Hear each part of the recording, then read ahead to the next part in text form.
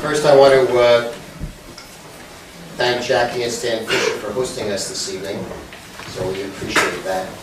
Thank you, Stan. This should be a most interesting evening. Amha Sefer, which is our book group, of course, is part of the Sally and Seymour Ocean Adult Education Program here in Great Neck at the Great Neck Synagogue. We're sorry that Sally could not join us this evening, although her children are here, or I guess 3 out of 4 are here. And Sally had planned this to be on Seymour's yard site. And I think that Seymour would have really enjoyed tonight's program because he had a very fine intellect and his investigative mind would have added a great deal to this evening's program.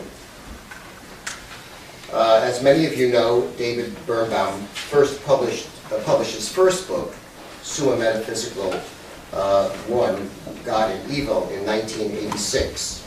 It has now gone through its 6th edition and is required reading in a number of undergraduate and graduate programs throughout the country. The second part of this work, Summa Metaphysica 2, God and Good, was just published and is the subject of tonight's program.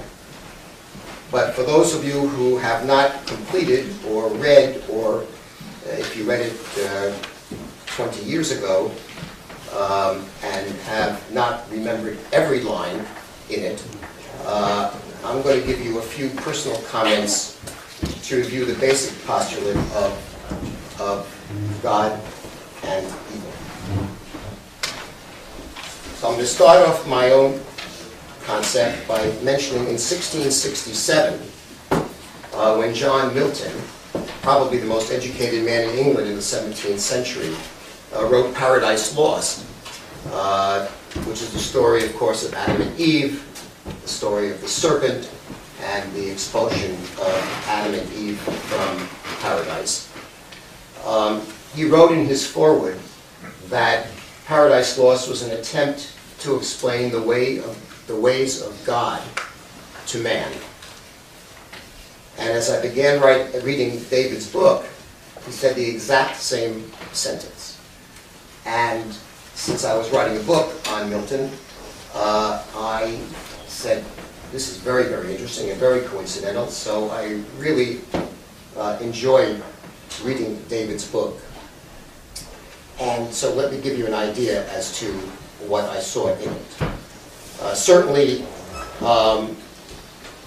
David's attempt is to present a unified approach to understand God and the universe that surrounds us, as far as I can see. So as good scientists now, it is now necessary for us, for all of us, open our minds, because we are maybe coming in with a different paradigm, and that therefore requires you to look at something very objectively, and in a way put aside what you have in your past and appreciate any new data that comes in, and then you can evaluate it based on the data that you have accumulated over your lifetime and your own present philosophy. The essential question is one of theodicy. How can man explain the existence of evil? In particular, for example, David is interested in the Holocaust. When we say, Kel Melech Rachamim, God is full of mercy, goodness, righteousness, certainly he's omnipotent, certainly he should be able to control or eradicate or prevent evil from occurring in this world. So what David proposes is that all of life at creation is pure potential. Just as a baby is born with 100% potential energy, life is really truly only energy. And when energy is gone, that is the end of life. So, all that God has created in this world is born, therefore, with full potential. Now, our speaker this evening will discuss this incredible potential energy in terms of his second book. But borrowing from Kabbalah and the concept of tzimtzum, let us think of a vessel that is 100% full of water, for example. In order to fit anything else into this vessel, you're going to have to remove some of the contents of that vessel. some of that water will have to be removed.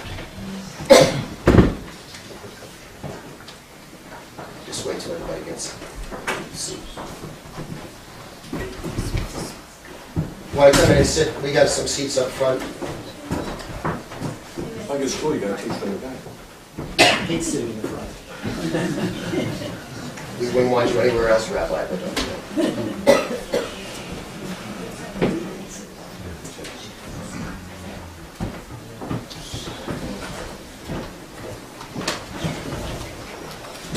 Okay, so in order, therefore, to fit anything else into a vessel that's 100% full, you must remove something from that vessel. The more the water, the more the energy that comes in, the more that you want to put into the vessel, the more you must remove from that vessel. So David proposes that until the moment of creation, the universe was completely saturated with God's self, with God's energy. And if any further energy, therefore, was created in this universe, if any of it was potential energy, such as that babies we were discussing, it would have to be converted to actual or kinetic energy. Then God's energy, or God himself, so to speak, would have to allow for it by withdrawing. To add something to 100%, something must be removed. If God is 100%, God must therefore remove himself, so to speak. I think you're supposed to say Kaviyunko at this point, correct? And this is what happened. As man's role is to complete creation, man must convert potential energy into kinetic. And to do that, God must withdraw. To David, Adam and Eve really had no choice. They were created, just as we were, with a cosmic law of actualization. Call it gene directive. However you want to speak about it, Adam and Eve could not live a life in a paradise where all was provided for them. Not just man, but all the universe is governed by this same law of potential energy being created into, or converted into kinetic. To direct potential to actualize to the kinetic. So Adam and Eve, governed by this universal law, had no choice but to eat from the tree of knowledge and leave the garden, as Milton so beautifully describes it, to complete creation. And as they did, God had to recede to allow them to do that. Just as a child grows and a parent increasingly leaves their child on their own, so God must do the same. And these laws of the universe remain constant, be it on the nano level, on the ultra-microscopic level, or on the macro level. David relates the concept of God's receding to Hester Panim, to God hiding his face. God hides to allow man to mature and to understand the responsibilities of life. And when he does, we are on our own, be it good or be it evil. This concept has a very Sartre existential flavor to it. But where there is good, there is evil. And when God withdraws, evil, including the Holocaust, can occur. So the concept is certainly very intriguing and all-inclusive. Obviously, I simplified it. But let me give you an example of how it affected me. And just let's take a look at last week's Parsha Kitesa to give you an idea. What happens last week? This, of course, is the where we have the golden calf. But Moses tells God that he wants to know him. And he says, and now, if I have indeed found favor, Moses says, in your eyes, make your ways known to me, that I may comprehend you. Well, these are tough words from Moses, telling God he wants to know him better.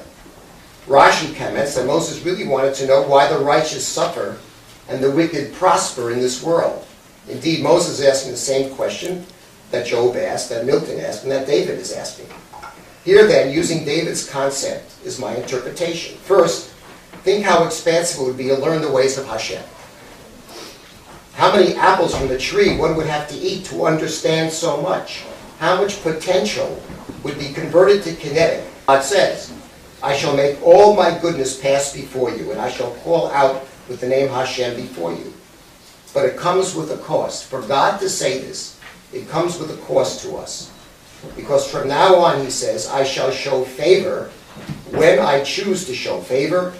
And God says, I shall show mercy when I choose to.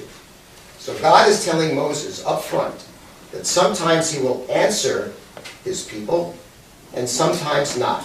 Sometimes he will be there and sometimes not. I'm waiting for David to interrupt me and tell me this is not what he meant. And when God calls out the name Hashem, he has agreed to let Moses comprehend him. But what would have to happen for that to occur? Exactly what happened. God said, you will not be able to see my face, but you will see my back. So the question is, why his back? What was God doing? Was not God doing what David is suggesting? The only way to know God was for God to show his back. That is, for God to leave. To allow Moses to convert his potential to the greatest of all kinetic conversions, knowing God. And immediately upon God's receding, what does Hashem say? Hashem tells Moses, carve for yourself 2 stone tablets. No longer Hashem is no longer creating the tablets, as he did the first time. Now Hashem tells Moses, carve it for yourself. Man now must take the responsibility. That is potential converting to kinetic. And that is God showing us his back as he lets man take more control of his own destiny.